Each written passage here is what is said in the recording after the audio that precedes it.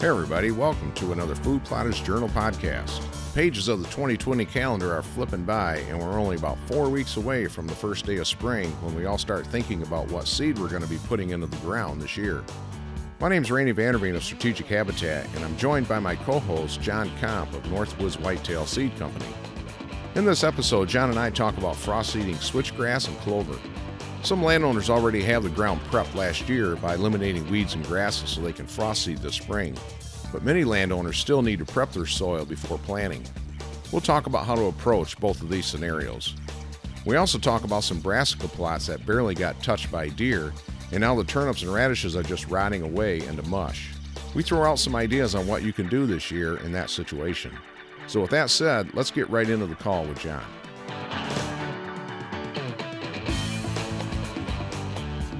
How you doing tonight, John? Great. How you doing, Randy? Really good. So I hear that you're moving a lot more seed again this year, huh? I think you're up, about 50% from last year again? Was this 2, 3, 4 years in a row now?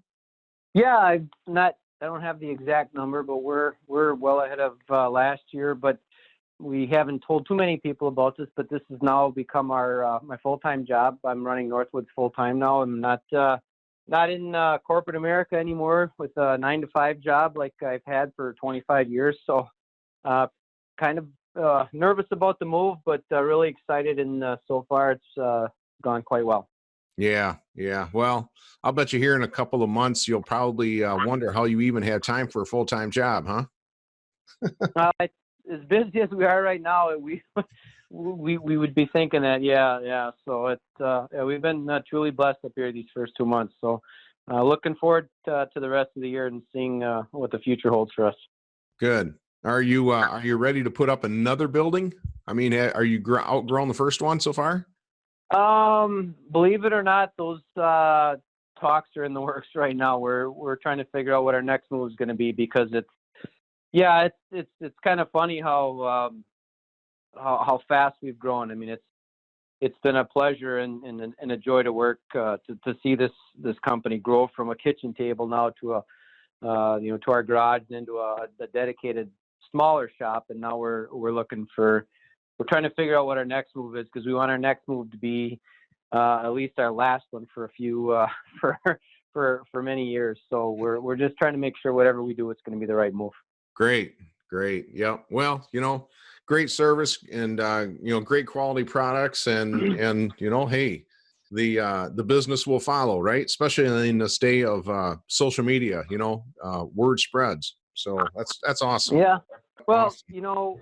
We get to work with a lot of great people, including yourself, and we try our best, and it's worked quite well for us. So we're excited for the future. Yeah.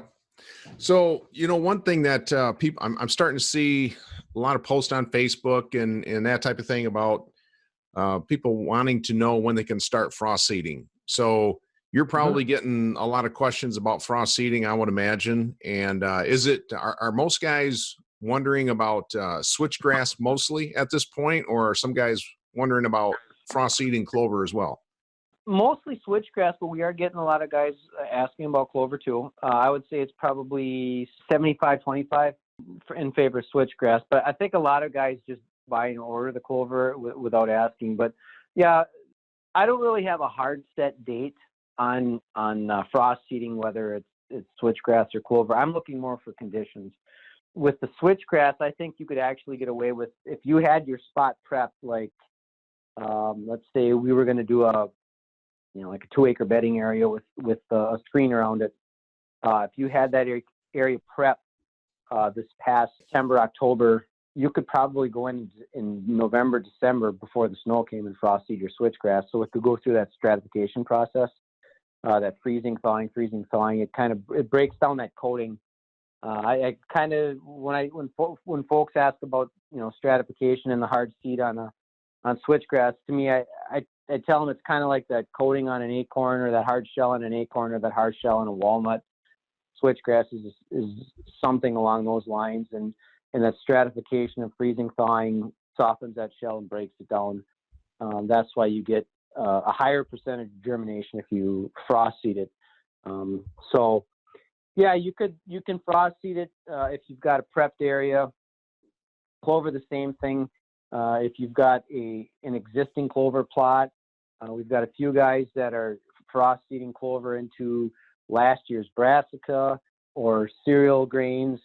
I really don't like, whether it's switchgrass or clover or anything for that matter, frost seeding into just a weed grassy field, and then you're going to hope that you can get ahead of the weeds. I just think you're in an uphill battle, and especially if you've got a real thick thatch layer that might inhibit a lot of the weed growth, or I'm sorry, a lot of the clover switchgrass growth. But yeah, definitely a great time of year to start planting. okay. If you've got the ground prepped. Yeah. So for the guys that, discovered the frost seeding over the winter and never did any kind of soil prep to do any frost seeding, what would be your recommendation? I mean, should they spray a couple times first? And by that point, it won't be frost seeding anymore, but would you recommend they prep the ground first, spray it a couple times, and then plant their switchgrass?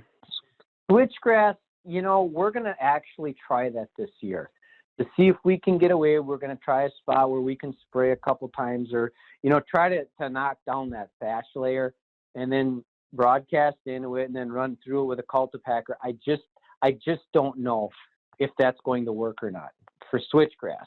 Obviously, you're not going to have the stratification if you're starting to get into warm weather, and your germ, you might get a really good catch, and then you still got some of that hard seed that might catch later on in the year or the following year. Now, clover, if you're going to do clover, I actually really don't have a problem with that. I called it rain seeding one time. You get your ground prep, you get your area ready, and then you see rain coming, and you put your clover down. Clover does not have to be buried very deep, and you let Mother Nature take its course. The rain comes, and the spring rains sometimes we get some pretty heavy ones, and that rain drives the clover into the ground, gets it covered, gets it into where it needs to be. I've had very successful planting doing it that way. So if you can't frost seed and you got to take care of the ground, you got to prep the area, and then you go in April or May when we're getting a lot of spring rains and seed your clover. I've done that with success.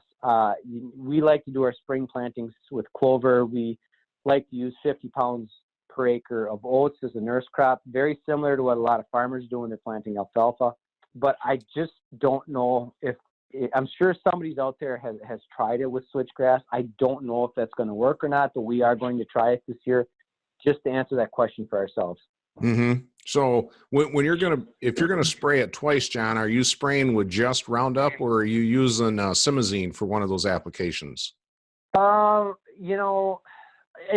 it's going to depend on what the ground is like. If you've got a really heavy thatch layer, I mean like inches of thatch, like a really heavy reed canary grass or Johnson grass, real heavy goldenrod, to where that simazine might not even make ground contact. So there might be mowing involved to remove some of that thatch, and then spraying, and then waiting for the green up and hit it with 2,4-D and Roundup, and then a second spraying of Roundup. I think it's going to be site specific, if that makes sense, Randy. Mm-hmm. So it's very hard. And I tell a lot of folks that without actually seeing their situation, I'm kind of hesitant on saying this is 100% is going to work this way, because what they're describing to me might be completely different than what I'm imagining or envisioning. So, what we're going to try to do is this is how we did it and document it that way. That's kind of like when we sell our food plot screen. We have a very detailed instruction page. This is exactly how we plant it. This is how I recommend planting it.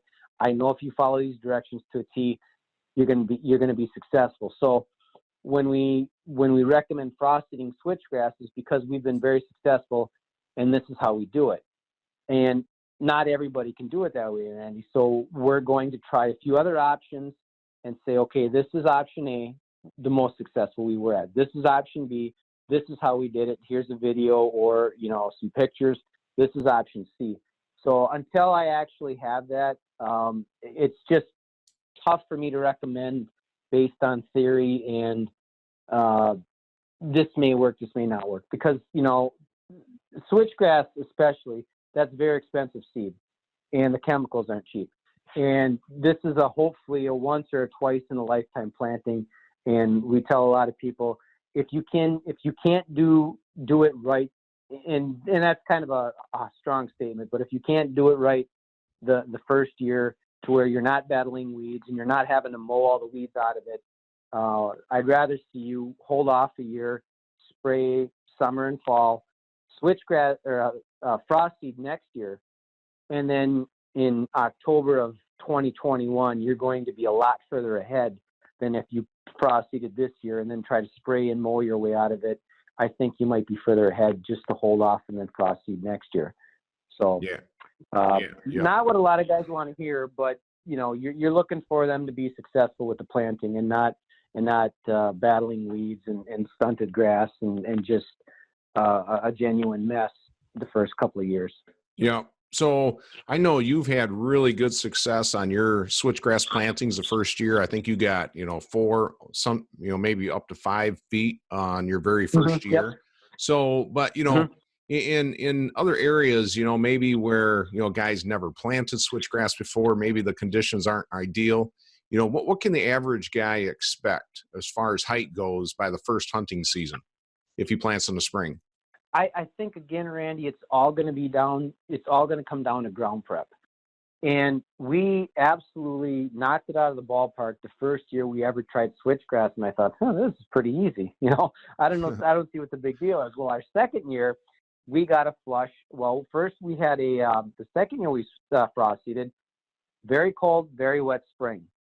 Switchgrass didn't want to even think about coming out of the ground up here until July. Well, then we got our second round of weeds. So I had to actually mow in August. So we didn't have anything the first year. And then this year, same situation. Very cold, very wet spring. Switchgrass didn't even think about coming out of the ground until July. So by that time, we get our second flush of weeds, had to mow that too.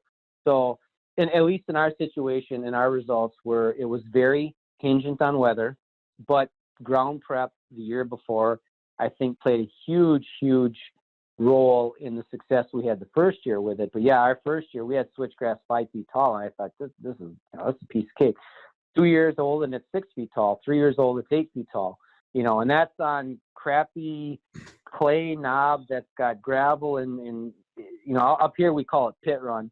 Rocks and just garbage.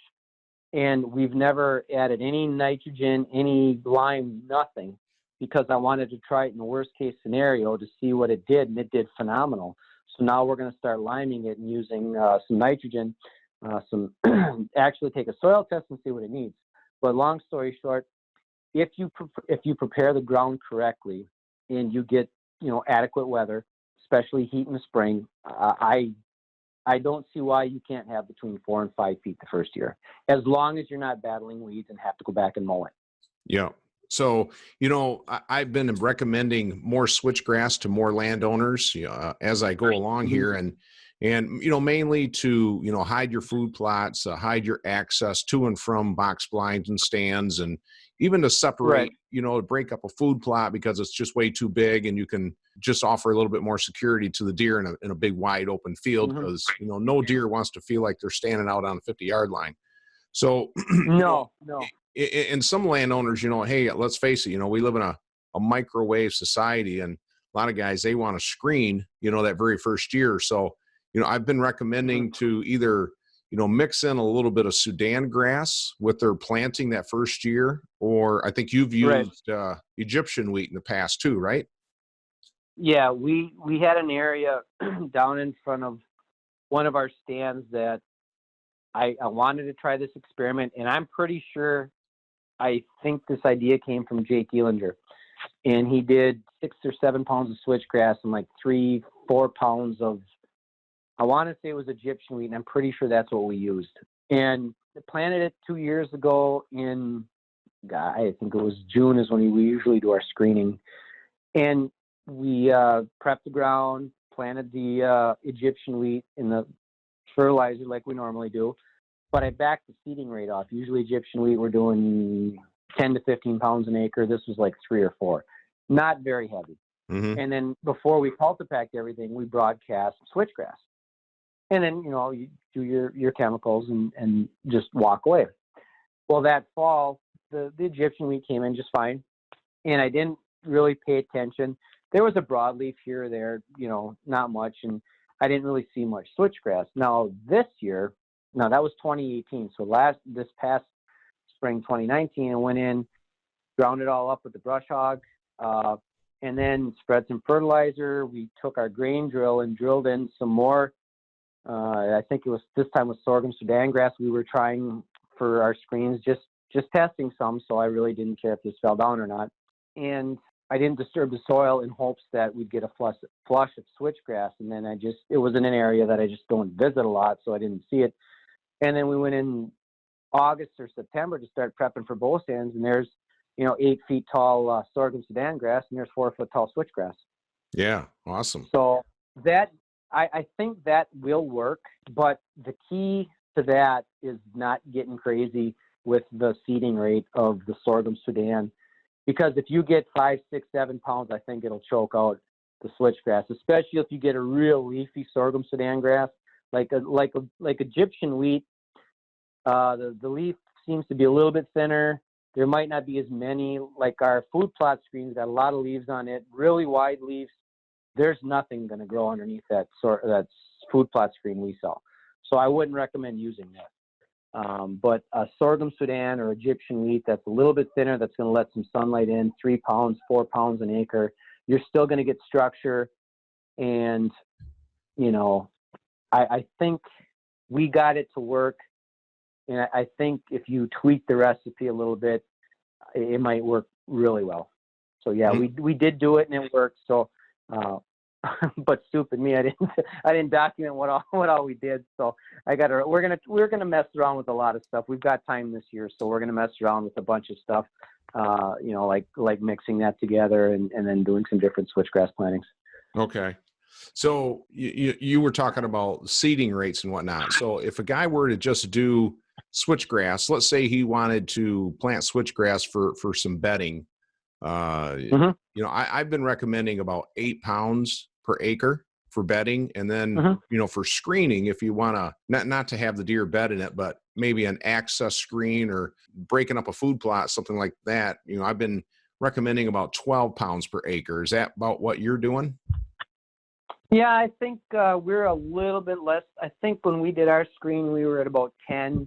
And then I haven't done bedding areas yet, but I think on our site, we've got it at 5 to 7, maybe 8, in that area. But what I tell folks is that you can, do, 8 pounds here and then maybe back off to 6 here and then jump back up, so you've got some thicker areas, thinner areas. Yeah. Yeah. Okay. So for screening, having a nice long screening for an access trail or something like that, how wide are you normally going, John? I mean, how thick are these screens? 10 feet, 12 feet? What are you doing? All my equipment's 6 feet wide. So everything we do is 12 feet. Okay. Whether it's the food plot screen, the switchgrass screens, so we will go in and mow. And that seems to work really well. When we've looked at this particular switchgrass screen, I mean, if it was 5 feet wide, you couldn't see through it. But just to get, I think, a little bit better standability in the winter, I just 12 feet wide seems to work good for us. If you had to do it 8 feet wide, I think it would work. I like the food plot screen products. I really like it at 10 to 12. Yeah. With the switchgrass, I think 10 to 12. But if you're going to go that wide, you make sure you get it to 10 to 12 pounds an acre, because you don't want it to where the deer are going to walk in there and bed, especially, you're trying to access or get in or out of a deer stand. The last thing you need is a deer bedded 3 feet away from you. Yeah. No doubt about that. Yeah. So in your switchgrass variety, I mean, it's a high quality strain, John. I mean, you got some high germination rates, correct? Yeah, I think we've not had a germination issue because we've done all frost seeding except that experiment 2 years ago. But as far as the quality goes, interesting story. We were we were playing catch up all week with orders because we've been getting in a pretty good shipment once a week, and we've got a really good source for switchgrass. Nice, clean, really good seed. We actually rejected a batch last week because we didn't like the percentages. It had a little weeds in it, and we just we're pretty particular about what we put our name on. So like I said before, switchgrass seed, at least ours, the good high quality stuff, it's not cheap. And I've seen some other prices online, and I have no idea how some of these guys can sell switchgrass at that price. I don't know. And I can't speak for them. I don't know what their sources and stuff are. I just know where our source comes from and the quality of it. So, this is like we were saying before, this is a once or twice in a lifetime planting, and I'm not messing around with anything that's questionable. So, yeah, our germination rates are really good. And from my experience and then seeing some of the customers' plantings, we've had really good luck with the product that we sell. Yeah. Yeah. And I've heard the same thing too, so, on another topic here, as far as, food plots go, I've been on a couple of properties so far this year of some landowners who planted brassicas last year. And one Right. particular up in New York, you ought to see his brassica plot. It's I'd say about a half acre. It's pretty hidden. Deer are not really exposed when they're in there. And the funny thing is, John, they have not touched his brassicas. I mean, not even the leaves have been browsed. And he's got, some softball grapefruit size turnips that, look beautiful, but they haven't been touched. And so now they're just sitting there rotting, getting all mushy, getting a little smelly. Mm-hmm. And so good soil building. He's building great soil for next year. Yeah, exactly. So, in his situation, what are you telling guys that are calling you saying, hey, they're not eating my brassica. Shall I plant it again? Obviously you can't plant it right in the same spot, but, it seems to me that I've had guys, after the deer will finally start eating it after, about 3 years. So yeah, what are you telling guys? I have noticed that on one farm I used to hunt in Wisconsin. Same thing. Took them about 3 years to figure out that the turnips and the rape were good to eat. The radishes, they actually went after the first year, but this was, high quality Northeast Wisconsin farm ground, alfalfa, corn, beans, very, very spoiled deer. But 2 miles away, one of my friends was planting brassicas, and they were absolutely destroying it. So I think the immediate question was, okay, what's the surrounding food source? Another thing is that what's the cover like around there? And it sounds like a dumb question, but do you actually have deer here this late in the fall? Are there deer here? And if you're surrounding a brassica plot with 200, 300, 400 acres of open hardwoods, I don't know if that's and again, I wasn't at the client's property, so I'm just, those are a couple of things that go through my head. Are there deer even here to eat the brassica? One of the things that and this is just my thought process, is your soil right? Do you have the nutrients right? Is the pH very low? Are you trying to grow in sand?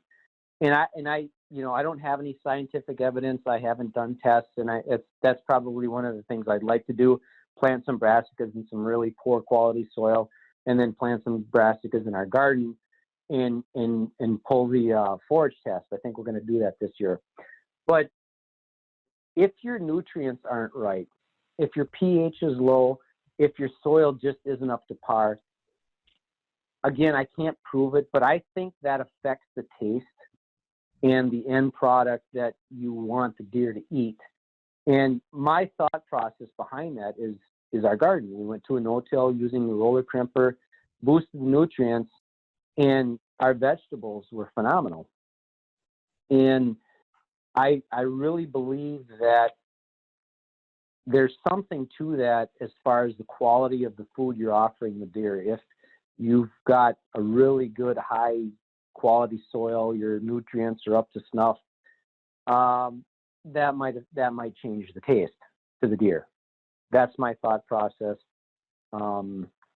one of the things I think about, because I know there's a lot of guys I've talked to in a Gaylord grayling stretch of northern lower Michigan. They've tried to grow them, and either the deer wipe them out or they don't touch them. And I just wonder if that's, a soil issue. Mm-hmm. Yeah. Yeah. Yeah. And, hey, some deer probably never been told to eat their vegetables when they were little. And, And that might just be an old wives' tale, Randy. I don't know if that's the case or not, but it's just, I look at that 2 miles away, they're pounding them. Right here, they're not eating them. Is there a difference in the soil? Right. I don't. That's my thought process. You would think in that kind of a situation, yeah, there's got to be a difference in the soil, because I mean, you grew some vegetables last year going no-till, and you said you had some of the greatest taste in beans and cucumbers and you guys were. It was a night and day difference. Yeah, it was a night and day difference on the taste.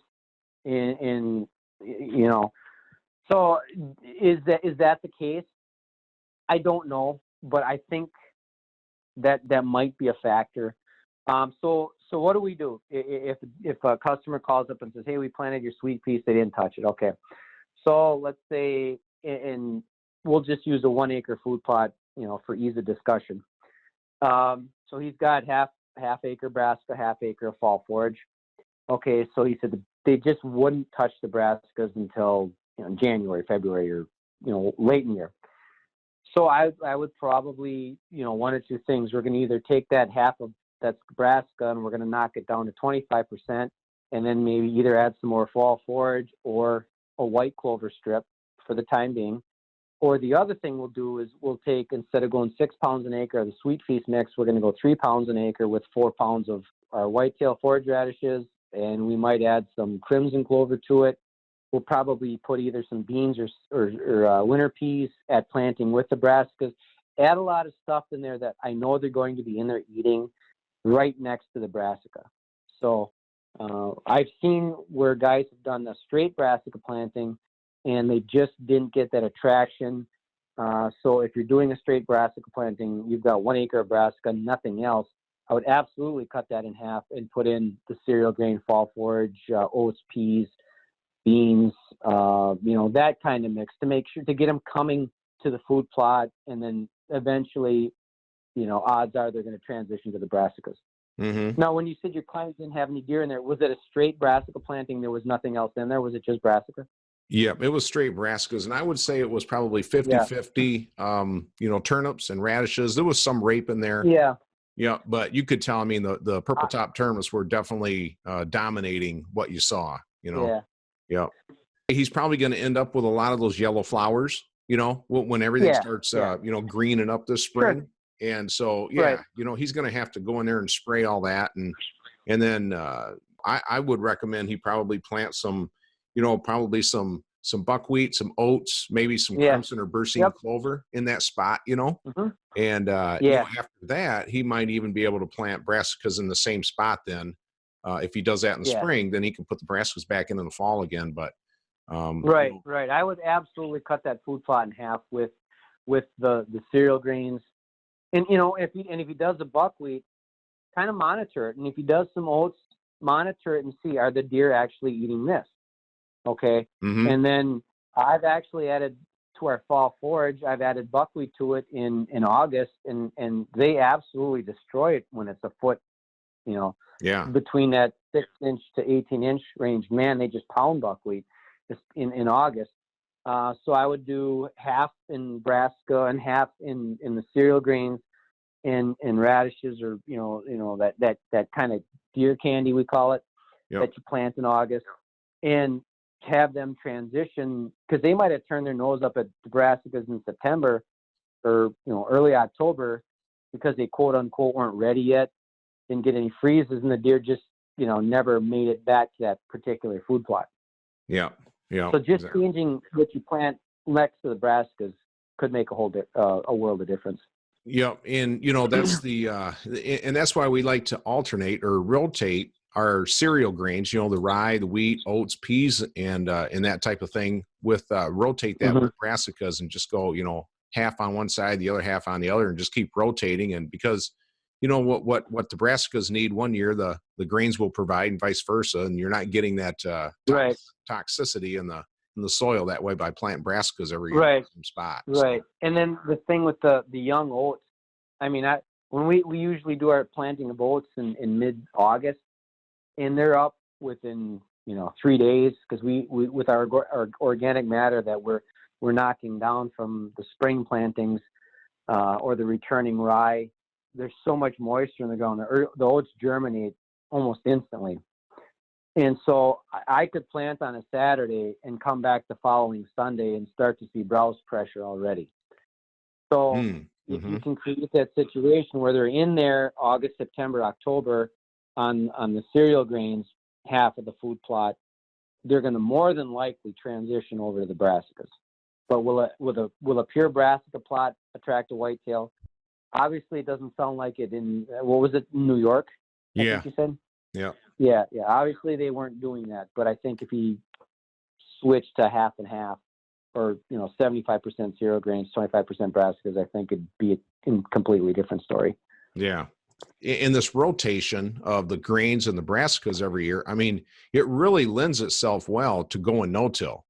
And especially for that landowner who is maybe, lives 3, 4, 5 hours away from his property. When you're in that kind of a situation, you got to till, and then you got to come back and you got to spray weeds before you can plant, because, now you're going to have more voluntary seeds coming up. So, this rotation of brassicas and grains really does, works out very well when you do it a no-till method, and, that's something that I hope that, we can probably tackle as we go on throughout the rest of this year, Yeah, I think the system, we've got it down because the properties we manage, we can't use Roundup on the food plots. The landowner asked us not to spray the food plots with Roundup.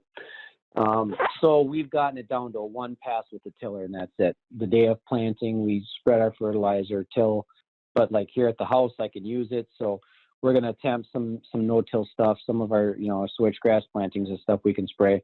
But here at the house, we're going to get into that no-till with spraying, because we've got a real heavy clay here. But yeah, that rotation lends itself to as little field prep as possible, especially on the fall forage and red clover side.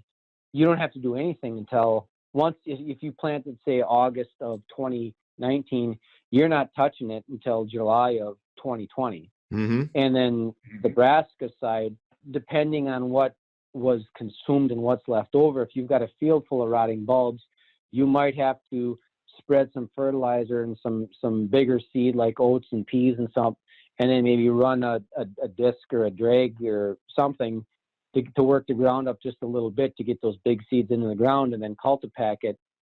And you probably are going to have some yellow flowering, but you know what, so be it. But we've gotten this down now to where we're doing just one pass with the tiller, and if we could use, if we wanted to go no-till without a drill, we'd probably be looking at the buckwheat and flattening it with either a roller crimper that we have, or the spraying and a cultipacker on the buckwheat. Yeah.